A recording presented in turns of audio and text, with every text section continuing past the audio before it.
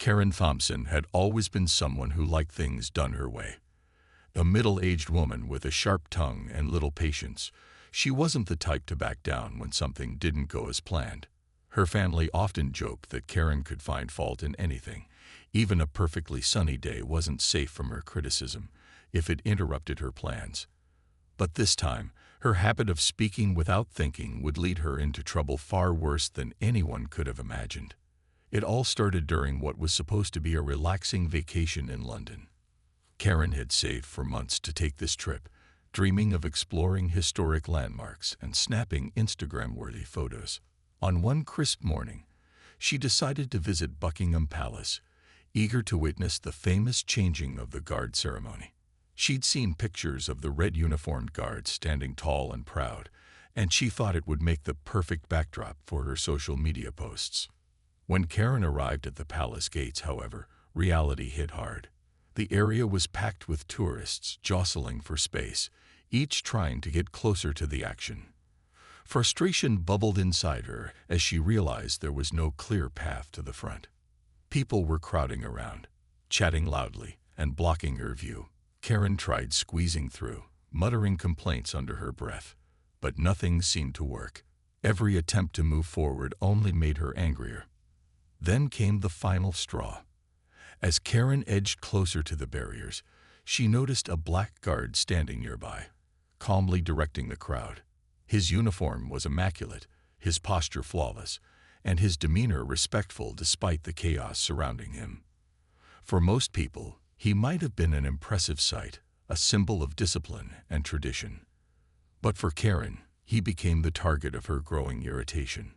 "Excuse me," Karen called out, waving her phone in the air. "Can you let me through? I just want to take a picture." The guard turned toward her, his expression neutral. He politely explained that everyone needed to stay behind the barrier for safety reasons. To Karen, his calm response felt dismissive, almost mocking. She bristled, convinced he was ignoring her because of some hidden bias. Her frustration quickly spiraled into anger. Reaching into her bag, she pulled out a small can of paint, something she bought earlier as a quirky souvenir. Without pausing to think about the consequences, Karen marched up to the guard and poured the bright red liquid over his pristine uniform. The crowd gasped collectively as the paint dripped down the fabric, ruining its crisp lines. For a moment, everything froze. The guard stood still, his training keeping him composed despite the shocking act. Karen, meanwhile, looked triumphant, as though she'd finally gotten the attention she craved.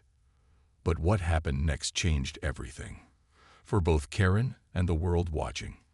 Little did she know, dozens of cameras were rolling, capturing every second of her outburst. Within minutes, videos of the incident began spreading online, turning Karen's ill-conceived stunt into a global spectacle. What started as a petty tantrum soon morphed into something much bigger, setting off a chain reaction that would destroy her life piece by piece. By the time morning rolled around, Karen's face was everywhere. News channels, social media feeds, and even late-night talk shows couldn't stop talking about the paint incident at Buckingham Palace. The video of her pouring paint over the royal guard had gone viral, racking up millions of views in just hours. Memes mocking her actions flooded the internet, with captions like, "When you can't get a selfie," or "Royal photo op gone wrong." What started as an impulsive act had transformed into a global spectacle, and Karen quickly became the center of ridicule, outrage, and disdain. The public outcry was swift and unrelenting. People from all corners of the world weighed in on the incident, dissecting every detail. Many condemned her behavior as not only disrespectful, but also racially motivated. Online sleuths began digging into Karen's past, scouring her social media profiles for any hint of prejudice. It didn't take long for them to find posts that raised eyebrows. Comments dismissing protests against racial injustice, jokes about immigration, and complaints about diversity initiatives at work. These discoveries only fueled the fire, turning the narrative from a simple case of bad judgment into something far more sinister, a story of unchecked privilege and systemic bias. As the hashtag Karen must pay trended globally, calls for accountability grew louder. Petitions demanding severe punishment for Karen gained hundreds of thousands of signatures within days. Some people argued that she should be banned from ever returning to the UK, while others suggested hefty fines or even jail time. The comment sections under news articles were filled with vitriol, with users expressing their anger not just toward Karen but toward anyone who reminded them of her entitled attitude. Her name became synonymous with arrogance and racism, a label she would struggle to shake off.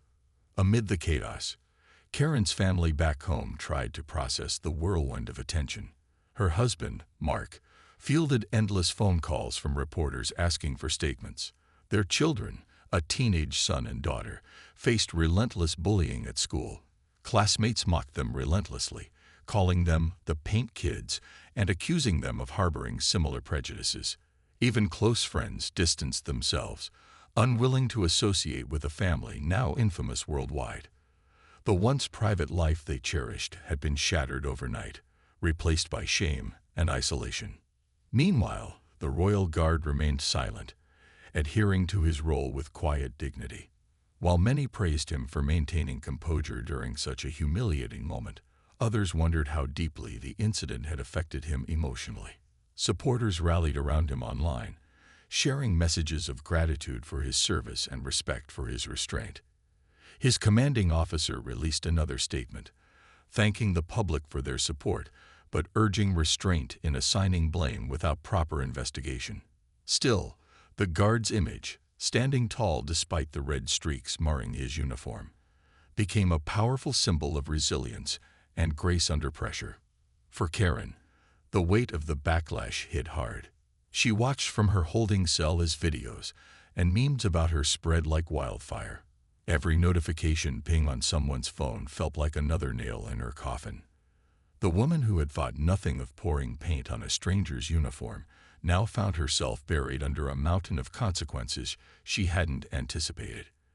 And yet this was only the beginning. As the legal system geared up to address her actions, Karen realized that apologizing might not be enough to undo the damage she had caused, not to the guard, not to her family, and certainly not to herself. As the red paint dripped down the guard's uniform, time seemed to stand still. The crowd that had been buzzing with excitement just moments before fell silent, their collective shock palpable. Cameras clicked and phones were raised as bystanders scrambled to capture the surreal scene unfolding before them. Some people gasped in disbelief, while others whispered angrily among themselves. Karen stood frozen, her face a mix of defiance and disbelief, as if she hadn't fully processed what she'd just done. The calm demeanor of the royal guard only added to the tension. Despite the humiliation of having his uniform ruined, he remained stoic, adhering strictly to protocol. His training kicked in immediately. He didn't flinch, shout, or retaliate. Instead, he signaled to nearby guards, who quickly moved in to address the situation. Two officers approached Karen, their expressions stern but controlled. "Ma'am, please step aside," one of them said firmly, placing a hand on her arm. Karen blinked, suddenly aware of the gravity of the moment. Her bravado began to crumble as she realized the crowd wasn't cheering her on. They were staring at her with disapproval, judgment, and even disgust. She tried to protest, stammering something about how it was just a joke and that she didn't mean anything by it. But no one was listening. Within seconds, security personnel surrounded her, detaining her on the spot. As they led her away, the crowd parted like the Red Sea, some shaking their heads in disappointment, while others muttered sharp criticisms under their breath. Back at the scene, chaos erupted. Tourists whipped out their phones to record videos and share them online. Social media platforms lit up almost instantly, with hashtags like #PaintGate trending within minutes. Clips of the incident were posted, retweeted, and shared across every corner of the internet. Comment sections filled with outrage, condemnation, and calls for accountability. People couldn't believe what they were seeing. A tourist deliberately disrespecting not just a person, but an entire institution steeped in history and tradition. Meanwhile, News outlets picked up the story, amplifying its reach. Headlines screamed phrases like, "Tourist attacks Royal Guard," and "Outrage over racist act at Buckingham Palace." Journalists scrambled to piece together details about Karen's identity, digging into passenger manifests and travel records. By evening, her name, photo, and personal information were plastered across websites and TV screens worldwide. Back home, Karen's family watched in horror as the events unfolded. Friends texted frantic messages asking if it was really her, and neighbors whispered behind closed doors. For the Royal Guard involved, the aftermath was quieter, but no less significant. Though he followed orders to remain composed throughout the ordeal, the emotional toll was undeniable. Uniforms worn by members of the royal household are symbols of pride and duty, meticulously maintained and treated with reverence. To see his soiled in such a public manner must have felt deeply humiliating. Yet, true to form, he said nothing, allowing his superiors to handle the matter officially. A spokesperson for the palace released a brief statement condemning the act, but emphasizing the importance of dignity and restraint in such situations. As night fell over London, Karen found herself sitting in a holding cell, her earlier bravado replaced by mounting dread. She replayed the day's events in her mind, unable to shake the image of the guard's unwavering composure amidst her reckless behavior. For the first time, doubt crept in. Was this really just a harmless prank gone wrong? Or had she crossed a line she could never uncross? Little did she know, the real consequences were only beginning to unfold, and they would be far worse than a single ruined uniform. Karen's first court appearance was a spectacle unlike anything she could have imagined. Reporters packed the courtroom, their cameras flashing like strobe lights as she shuffled in, flanked by two stern-looking officers. Her expensive lawyer, hired hastily by her husband, Mark, sat beside her, whispering reassurances that everything would be okay. But Karen wasn't so sure. The weight of the world's judgment pressed down on her shoulders, and for the first time, she felt truly small. The charges against her were serious: assault, vandalism, and conduct endangering public order. Prosecutors argued that her actions weren't just a momentary lapse in judgment, but part of a pattern of behavior rooted in prejudice. They presented evidence from her social media accounts, highlighting posts that painted her as someone with little regard for equality or respect. One prosecutor even described her act as a deliberate attack on a symbol of national pride, emphasizing the humiliation suffered by the Royal Guard. To make matters worse, witnesses who had been present at Buckingham Palace testified about how shocked and appalled they were by her behavior. Karen's defense team tried to paint her as a misguided tourist who hadn't meant any harm. They claimed she was frustrated and acted impulsively, insisting there was no malicious intent behind her actions. When it came time for Karen to speak, she stood nervously before the judge, her voice trembling as she read a prepared statement. "I didn't mean to hurt anyone," she said, looking down at her hands. "It was a stupid mistake, and I deeply regret what happened." But even as she spoke, her words seemed hollow. The judge listened impassively, his expression giving nothing away. Despite her lawyer's best efforts, the judge decided that releasing Karen on bail posed too great a risk. Given the global attention surrounding the case, he feared for both her safety and the potential for further incidents if she were freed. With a heavy sigh, he announced that Karen would remain in custody until her trial. As the gavel struck, Karen broke down in tears, collapsing into her chair. Cameras captured every sob, every tear streaking her face, and within hours, those images were broadcast worldwide. Back in her cell, Karen struggled to process what had just happened. She replayed the courtroom scene over and over in her mind: the cold stares from the gallery, the prosecutor's cutting words, the judge's firm decision.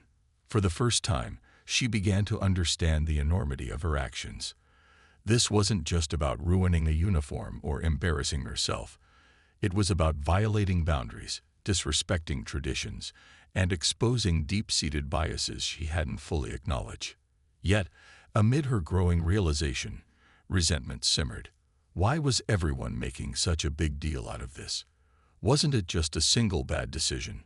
Outside the courthouse, public opinion remained divided, but not in Karen's favor.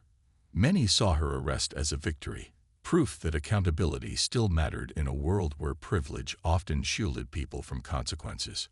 Others argued that locking her up wouldn't fix the larger issues her case highlighted, issues of systemic racism, entitlement, and unchecked anger.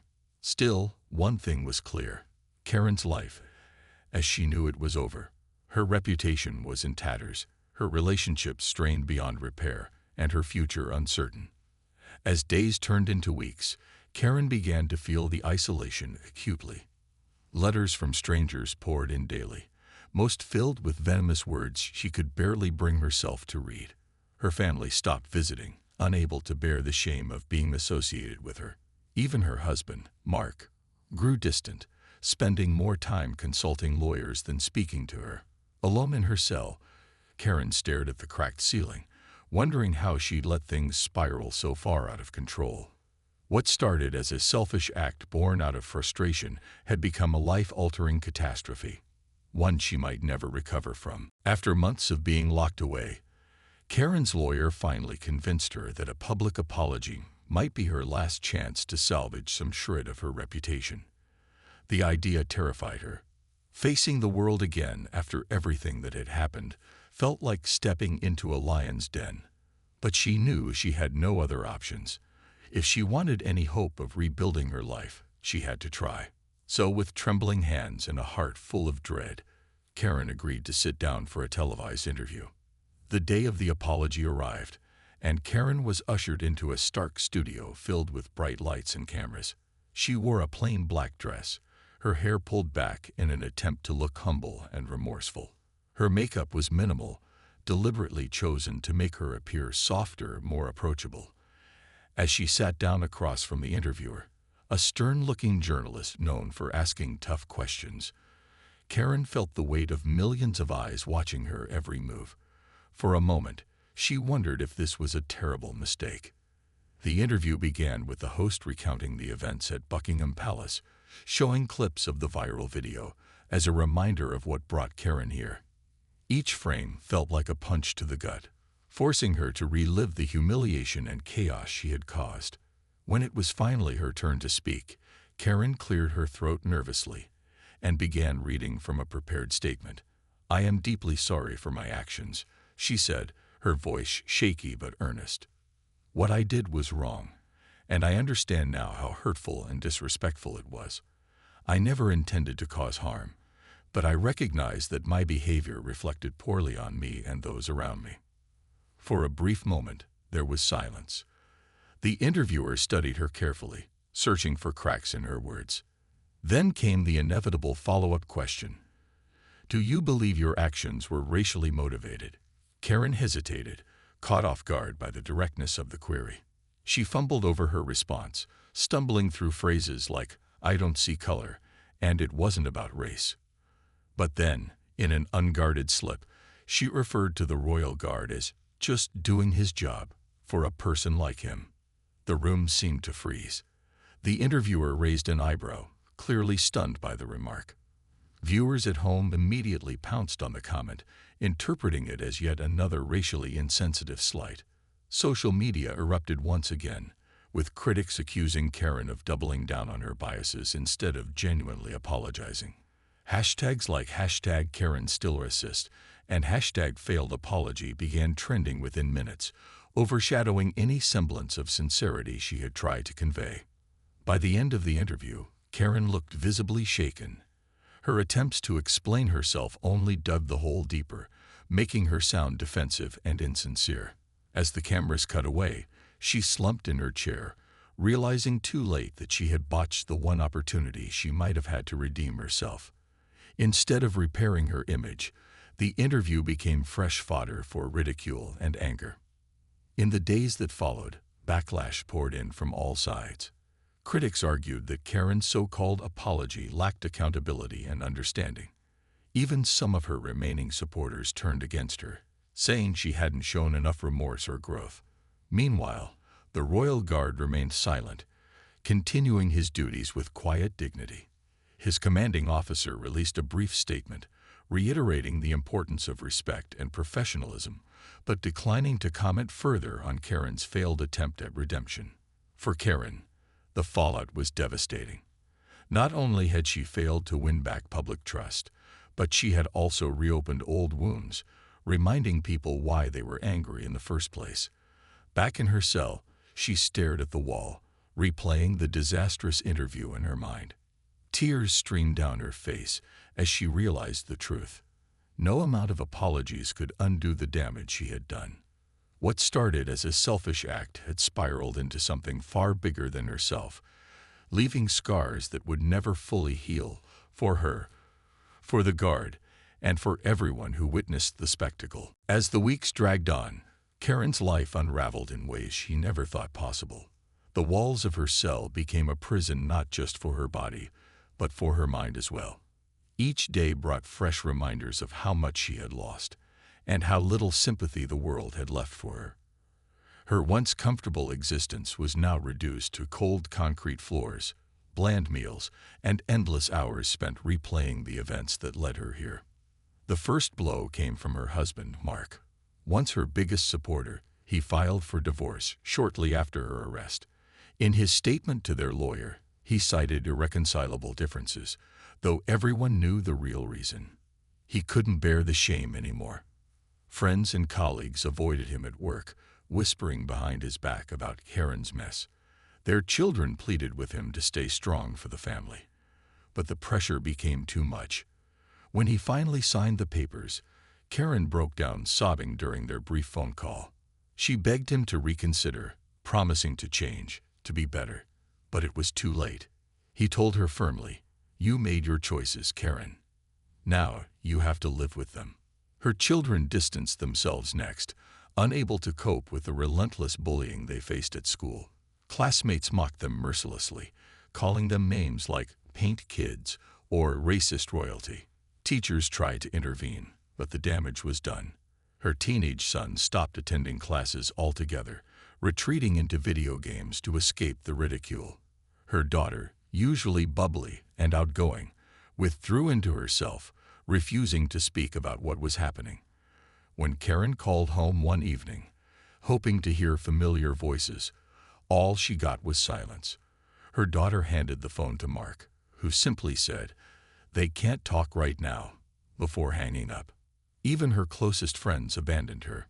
People she'd known for years suddenly went silent, ignoring her messages or making excuses to avoid contact. One former friend even posted online, saying, "I don't associate with racists." The betrayal stung deeply, leaving Karen feeling more isolated than ever. Back when she was living her ordinary life, these same people had laughed at her jokes, shared holidays with her family, and leaned on her during tough times. Now they acted as though she were toxic, a stain they needed to scrub clean from their lives. Her professional life crumbled alongside her personal one.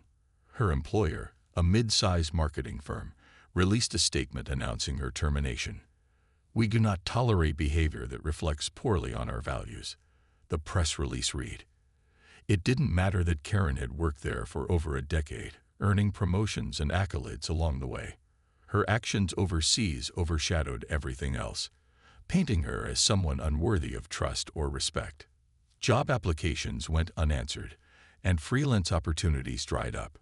No one wanted to hire someone whose name sparked immediate controversy. Alone in her cell, Karen wrestled with conflicting emotions. On one hand, guilt gnawed at her. She thought about the royal guard, the man whose dignity she had trampled, and wondered if he hated her. She imagined his family watching the viral video, feeling embarrassed or angry because of her selfishness. On the other hand, resentment simmered beneath the surface. Why did everyone act like she was some kind of monster? Didn't people make mistakes? Wasn't forgiveness supposed to exist? But deep down, Karen knew the truth. This wasn't just a mistake. It was a choice born out of entitlement and prejudice. And while she might have convinced herself back then that pouring paint on a guard was harmless, the world saw it differently. To millions of people, she represented everything wrong with privilege. arrogance, ignorance, and an unwillingness to see beyond herself. As she lay awake at night, staring at the flickering fluorescent light above her bunk, Karen realized something painful. Even if she somehow managed to rebuild her life, she would never truly escape the shadow of that moment. The paint had washed off the guard's uniform, but the stain on her soul and her legacy would remain forever. The courtroom was packed on the day of Karen's sentencing, with reporters and curious onlookers filling every available seat. The air buzzed with anticipation as people waited to hear what punishment would be handed down for her actions at Buckingham Palace. For many, this moment wasn't just about justice. It was symbolic, a chance to see accountability served in a world where privilege often shielded wrongdoers from consequences. As Karen walked in, escorted by officers, she looked smaller than ever. Her once confident demeanor had been replaced by a defeated slump, her face pale and drawn from months behind bars. She sat quietly beside her lawyer, clutching a tissue in trembling hands. When the judge entered and called the court to order, the room fell silent, all eyes fixed on the bench.